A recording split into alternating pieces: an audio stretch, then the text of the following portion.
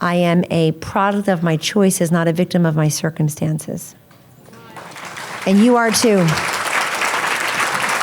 And you are too. We need to lift up women. I think the first female, they say, oh, Kellyanne, after Access Hollywood, she's going to quit. She's very Catholic. She's got these kids. She's got 4 kids, 3 daughters. She's not going to put up with this. She's going to quit. They say, how could you not quit? How can you still work for Donald Trump? I said, well, that one's easy.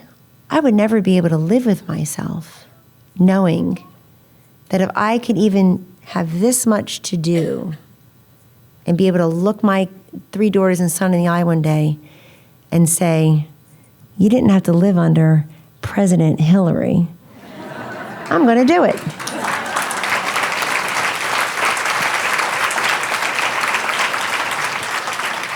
Before I take a couple questions, I want to say this. In my book, I talk about 2 things I'm just going to share with you. One is that I had a private conversation with Mr. Trump on the 24th floor, which is where you cross over from the business side to the residential side of Trump Tower in New York. And it was easily 2 a.m. After Access Hollywood, which came out around 5 p.m. We were doing debate prep, and that came to a screeching halt. And so we had, been through a lot that day. And then I came the next morning, only woman in the room. The next morning when people were telling you have to drop out, and others were saying you're going to win 100%. And anyway, he didn't want to drop out, but what he said was he kept seeing all these headlines as we're walking. And all the headlines and chyrons on the TV said Republicans will force him off the ticket. Republicans are going to force him off the ticket. And he said, can they do that? And I said, no, it's too late. They can't even print new ballots. It's too late to do that. And I said, plus, this one's an easy one. You're not a quitter. You don't like to leave. You're not a quitter. And I said, let's see how this plays out. I asked him, what were you really thinking when you said that? He said, locker room talk. I said, I already heard that. Got it. And I said, but, the biggest reason to keep going forward is that if you don't, not that he considered dropping out, but if you don't, you throw the whole damn thing to Hillary Clinton.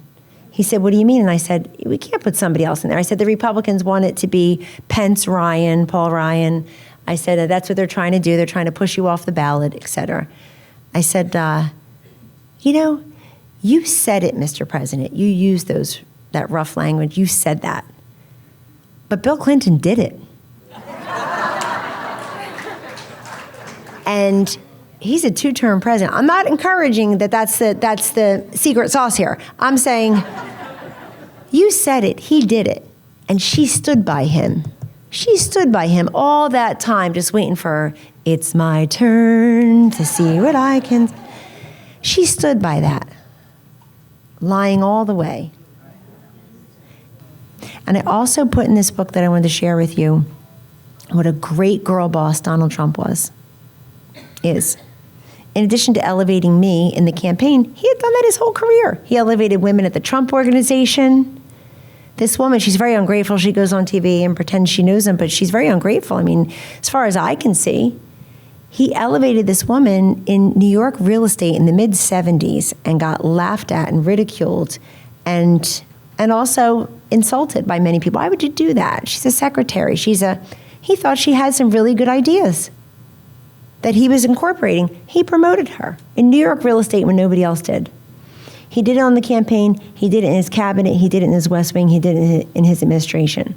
Now, you can look at corporate handbooks, pages 568 to 573, and it will tell you how family-friendly they are. Yes, work here. We are family-friendly. Just read right here. Read. Remember, believe what you see, not what they say. And here's what I saw. I looked up one day, call it a Tuesday, 8:20 a.m. I just happened to look around me in this meeting in the Roosevelt Room in the West Wing.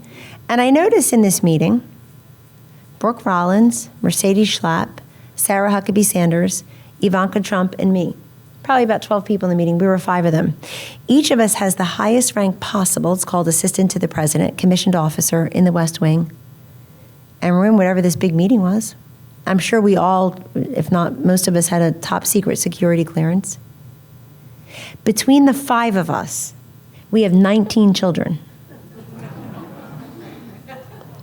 birthing our way out of these demographic challenges for sure. Between the 5 of us, we have 19 children, 12 daughters, 7 sons. At that time, that moment, they were ages 2 to 16. You're not going to show me another workplace where the women have those positions, that authority, those responsibilities, where we can have 2 to 16, 19 kids ages 2 to 16 at 8:20 in the morning. Everybody got into school or daycare with their limbs attached. It was fine. It's great to have a boss like that. And that was President Trump. And I think the reason he connected with so many women and so many women still support him and those policies, and American First policies, because they know that like them, he's a political outsider. He was somebody who makes a promise, a man who keeps a promise. We like that, ladies. A man who does what he says he's going to do, and then some. Now, I get asked a lot of questions about Trump DeSantis. Even just this week, somebody's trying to take something I said about Governor DeSantis, highly complimentary, and make a big deal of it. Oh, okay, this is a attack line on Governor DeSantis. Nope, I just said, make no mistake, I'm going to share it with all of you, because we all love Ron DeSantis and Casey DeSantis in this room. If somehow President Trump decides he doesn't want to run and Governor DeSantis runs for president, or if he runs for president in 2024, he runs in 2028, whatever Governor DeSantis does, because obviously he's got a very big, bright present and future, they're coming for him. And you may say, oh no, they've already come for him. They're coming for him. Folks, I was just a staffer, and people have just never been treated like that. You don't even know the staffers' names usually. They come for you when you're Ron DeSantis and you've done what he's done for the state of Florida, for the country, and you believe what you believe, and you have not kowtowed to and capitulated to the mob. And that's what he has done. He has refused to do all of that. So of course they're coming for him. Sure, I'm sure he can take it. A question for some of these people more and more is, why would you want to? And that's going to push a lot of good people, particularly women, out of would-be office holding. But we've got, I know President Trump and Governor DeSantis' relationship. They're great. They're fine. People like to put distance between them because otherwise they'd have to talk about Joe Biden and Gavin Newsom and J.B. Pritzker and the rest of them and birthing people. So they don't want to do that. I know. I don't even know how that works. I can't follow the science on that one. Well, I did like the fact that Justice Alito, in his majority opinion in the Dobbs case 2 weeks ago, made very clear that there's only one sex in this country can actually have children or have abortion. He made that pretty clear. I haven't heard anybody. Yeah, haven't heard. Daring. He's daring. He was feeling really, had his Wheaties that day. So I say this to you because anybody who runs for president, I think in 2024, and President Trump wants to announce today. I mean, we may have missed it on Truth Social while we're here. He's chomping at the bit to run, partly because he went from being king to kingmaker. Usually you go from being kingmaker to king. He went from being king to kingmaker. It's kind of boring after a while. All these people asking you to help them. And President Trump, I'll just relay this to you as somebody who speaks with him. I don't think it's a big mystery, big revelation, but yeah, he's with a majority of Americans. Sad, frustrated, disgusted as what's happened to this country. I don't even think it's ideological difference that has made Biden, Harris, and the rest of them unravel all these great accomplishments or go in a different direction. I think it's spite. Trump bad, me good. Trump did it, I undo it. Spite is no way to run a country. And so, of course, he's with a majority of Americans who knows it can be better. Somebody was in a position to make it better not that long ago. And that we got to get out. We need to see light because all we see now is darkness. We're only a year and a half into Biden-Harris. It's just terrible. I mean, I'm a professional pollster of 3 decades, and I go on TV to talk about the polls, and I have run out of things to say. Kellyanne Conway ran out of things to say. Breaking news. I don't know how else to tell you that 88% saying we're off on the wrong track is 88% saying we're off on the wrong track. It's a big number. I don't know how else to tell you that independents left Joe Biden a year ago and are not coming back. Women, voters of color, lot of Democrats now. 79% approval rating among Democrats. It needs to be 95 to get reelected. And it's nowhere near there. So people, whoever's running, will be running on that America First agenda. Because the opposite is unacceptable.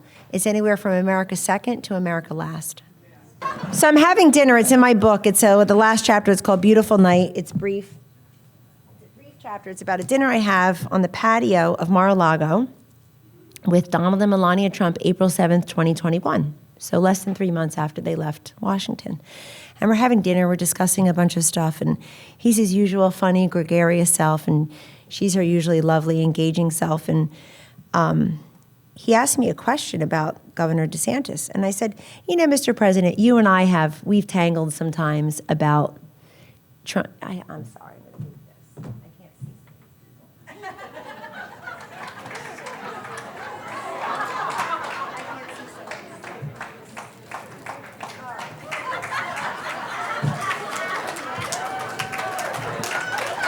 There you are. Ladies, sorry I left. I'm like,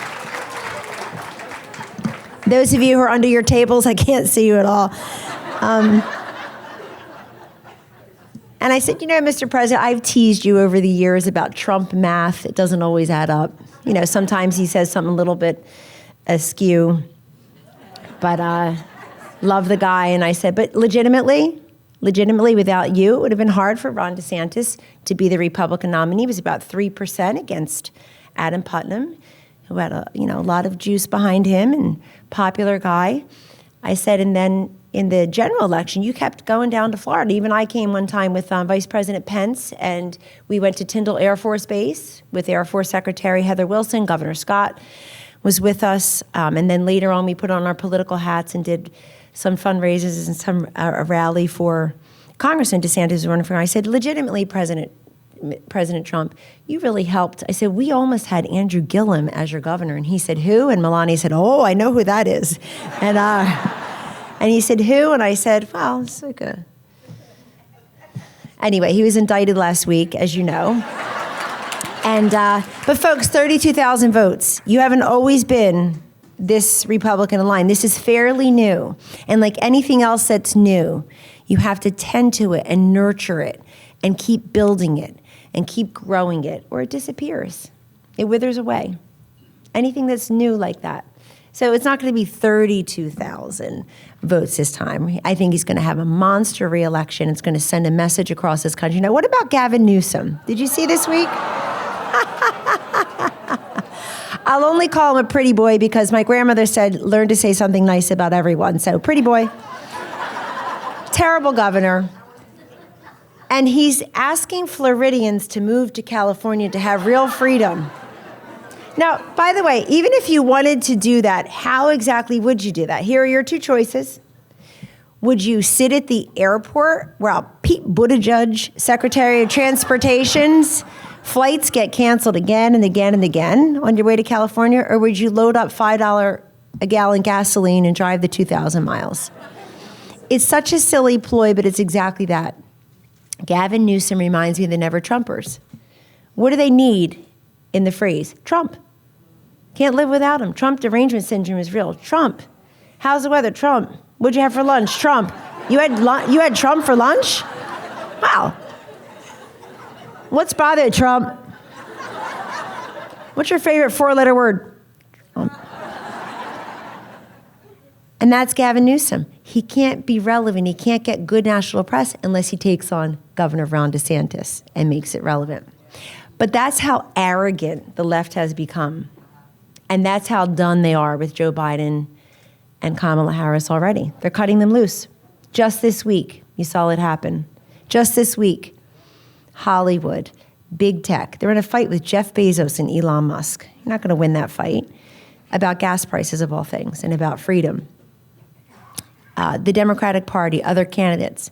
It's so bad for Biden and Harris right now that you have governors of high tax, high regulation states like Newsom in California and J.B. Pritzker, not a bright man, in Illinois.